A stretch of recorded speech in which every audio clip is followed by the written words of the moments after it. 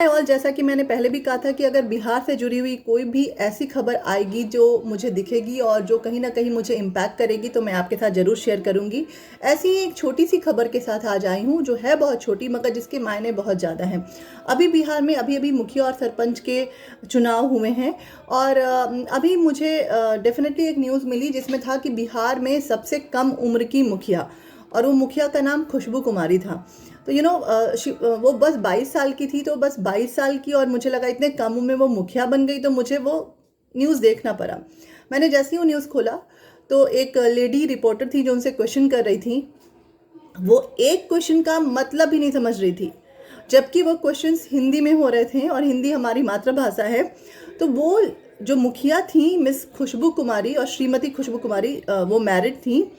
तो वो एक क्वेश्चन का मतलब भी नहीं समझ रही थी। क्वेश्चन बहुत ही सीधा था कि आपने क्या सोचकर ये इलेक्शन लड़ा और अब कैसा फील कर रहे हैं। उनका मुंह तक नहीं खुल कर रहा था कैमरे पे।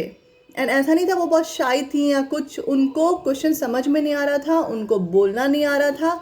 तो बगल से कौन आते हैं, मुखिया साहब के पति, उनके हस्बैंड आते हैं, और वो फटाफट, जैसे कि मुखिया वही हैं, वो सारे क्वेश्चंस के आंसर देते हैं और इतने तेवर में देते हैं कि जैसे मुखिया और सरपंच वही हैं। तो ये न्यूज़ मैं आपके पास क्यों लेकर आई हूँ। आज भी आप जब वोट देते हैं, जब चाहे वो मुखिया हो, चाहे वो निकाय चुनाव हो, चाहे वो कोई भी सरपंच का चुनाव हो, जब वोट देते हैं तो कैंडिडेट को देखकर नहीं देते हैं क्या? पता नहीं किसको आप जिताते हैं। अरे जिस मुखिया को बोलने तक नहीं आ रहा है, क्वेश्चन उसको छोटे से समझ में नहीं आ रहा, वो आपके प्रांत का विकास क्या करेगी?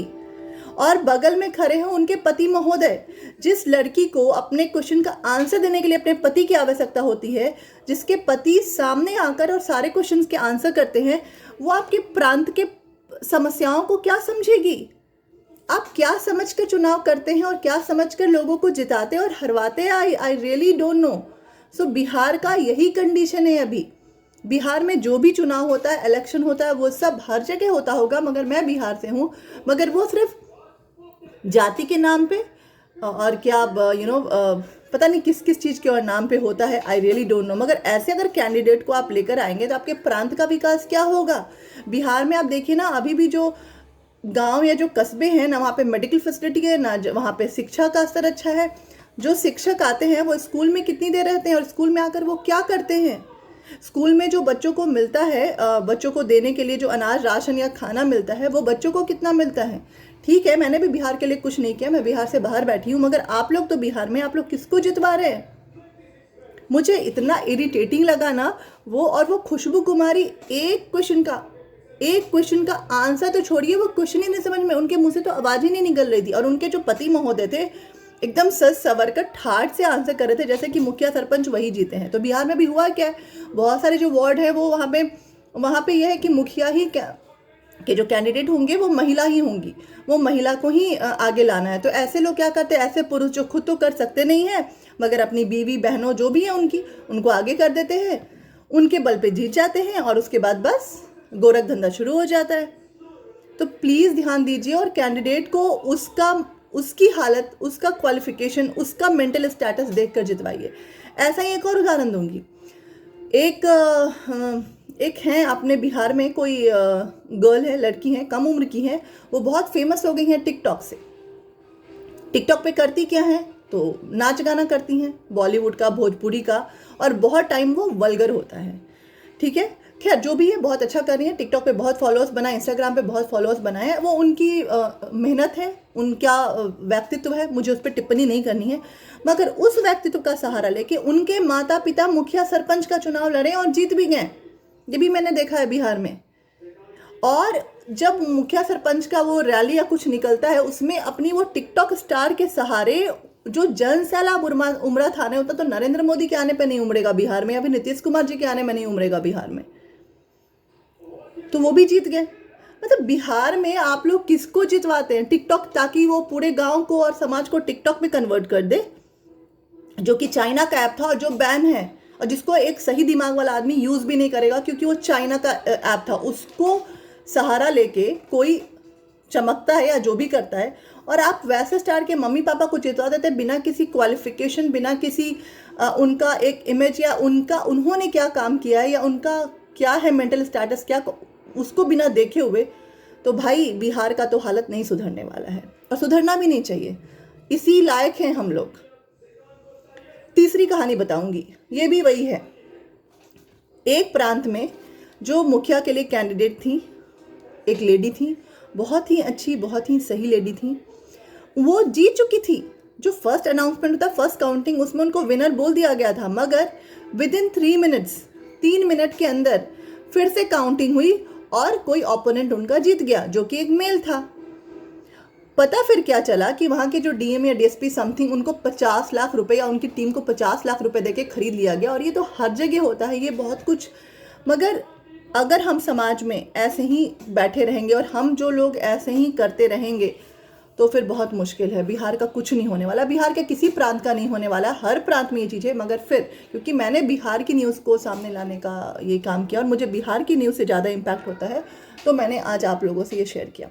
तो ये जो मुखिया और सरपंच का जो इलेक्शन हुआ है, ये हमारे लिए एक सीख है। इसे सीख लेके जो अभी आगे अगर कोई इलेक्शन आते हैं, स्टेट लेवल का या फिर नेशनल लेवल का कुछ भी इलेक्शन आता है, तो प्लीज़ अपना दिमाग लगाइए और किसी भी लोग को, किसी भी कैंडिडेट को बस इसलिए मत जितवाइए कि उसकी बेटी या बेटा टिकटॉक स्टार है, या फिर इंस्टाग्राम पे उसके बहुत सारे फॉलोअर्स हैं, या फिर उनके पति बहुत बड़े बाहुबली हैं।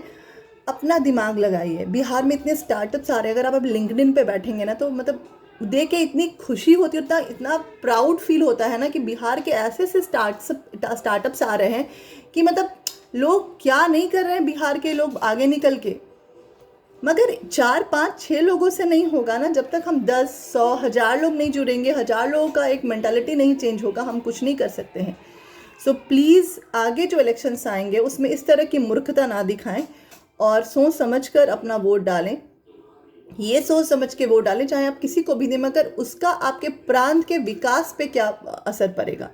देखिए, लोग ये भी कहते हैं कि कोई कुछ नहीं करता, सब एक जैसे होते हैं। मुझे भी पता है कहीं ना कहीं यही सच्चाई है, मगर फिर भी कहते हैं ना, अंधों में काना राजा। तो जो थोड़ा बेटर है उसको आगे लाने की कोशिश करें, ये आपके और हमारे लिए ही अच्छा होगा। बिहार से हम लोग क्यों बाहर निकल गए? क्योंकि बिहार में हमें कुछ मिला नहीं। मैंने जो पढ़ाई करी थी, मुझे लगता है 2007 की बात थी, बिहार में कोई इस पढ़ाई को जानता भी नहीं था।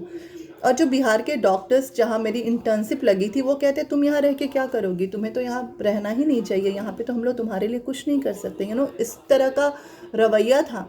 मगर अब बिहार में हमारे पढ़ाई और हमारे क्वालिफिकेशन की भी वैल्यू है। धीरे धीरे चीज़ें बदल रही हैं, मगर अगर हम और आप अच्छे तरीके से नहीं लगेंगे इसके पीछे, और कहीं ना कहीं अगर हम बाहर हैं, अगर हम बिहार से बाहर निकल गए, इसके लिए कहीं ना कहीं बिहार प्रदेश और वहाँ के लोग, वहाँ की जनता, वहाँ का पॉलिटिकल सिनेरियो बहुत ही ज़्यादा अहम रोल प्ले किया है। तो आप लोग जो भी वहाँ बचे हुए हैं, उनसे बस एक निवेदन है कि जो आपने मूर्खता अभी की है ना, कि ये वो, अरे प्लीज़, ये टिकटॉक स्टार, इंस्टाग्राम स्टार ना, ये बस अपने लिए हैं। और इन्होंने क्या किया है, जो आप उनके माँ बाप को जिताने के लिए जन सैलाब निकाल दी। ये खुशबू कुमारी को आपने क्यों जिताया, जो सबसे कम उम्र की मुखिया बन गई, 22 साल की, जिनको बोलने भी नहीं आता, जिनके पति उनके पीछे पीछे आके बोल रहे हैं। तो प्लीज़ थोड़ा ध्यान रखिए, बस इसलिए मैं ये वीडियो लेकर आई थी। धन्यवाद। पता नहीं आपको क्या लगा, मगर अगर आपको कुछ दिमाग और दिल में फील हुआ तो प्लीज़ कमेंट सेक्शन में जाइए और कमेंट कीजिए। और मैंने फिर से बोला, बिहार के लोगों का एक ग्रुप बनाना चाहती हूँ, जुड़ना चाहती हूँ लोगों से। तो अगर आप बिहार से हैं मेरे व्यूअर्स, तो प्लीज़ मुझे डायरेक्टली अगर आप चाहिए तो आप कमेंट में डालें, मैं अपना मेल ID दूँगी, आप मुझे मेल करें और हम लोग अपना फिर एक ग्रुप बनाते हैं। धन्यवाद। और आज खरना है, आप लोगों को छठ की और खरना की बहुत बहुत शुभकामनाएं। बहुत अच्छे से मनाइए, खुश रहिए।